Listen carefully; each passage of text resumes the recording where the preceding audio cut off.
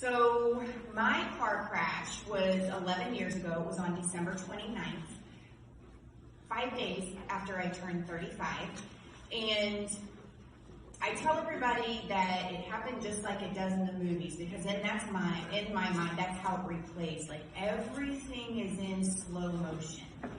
And just like in the movies, my two daughters were with me. We have 4 children. Our 2 middle daughters were with me that night. And the 3 of us were laughing hysterically. Just before that moment, when you realize what's going to happen. So, I know you've also heard that phrase, my life flashed before my eyes. And I cannot tell you where that comes from, because that didn't happen for me, not one bit. Whenever I saw this 1-ton truck just careening towards us, I had 3 very distinct thoughts that went through my head. First was, I had to accept that this was going to happen. My second thought was, okay, this is going to happen. Is there any possible way that I can avoid it? And my third thought was, I knew that this was going to be so bad that I probably wasn't going to survive. So at that point, I begged God just to save my girls' lives. Take me and leave them. So, by the looks of our car, you wouldn't think that anybody survived, but all 3 of us survived.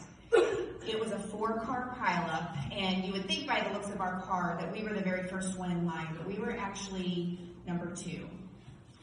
So there was a truck that was pulling a flatbed trailer that was in front of us, and fortunately for us, that impaired driver skidded down the side of the truck and trailer, and that slowed him to somewhere in excess of 85 miles an hour before we hit.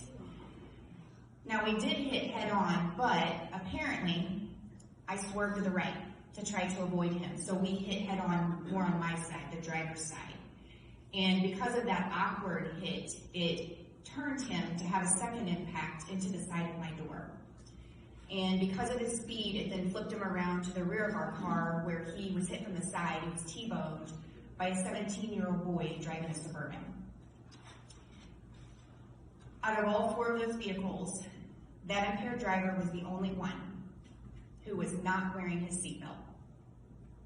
And that man lost his life that night, exactly where his truck stopped. His blood alcohol level was 0.265, which you guys know is 3.5 times the legal limit. Drinking and driving, or any kind of distracted driving, it's not an accident, it's not a mistake, because every time we get behind that wheel, or even ride as a passenger in a vehicle, we have a choice of how we're going to behave, of what we're going to do.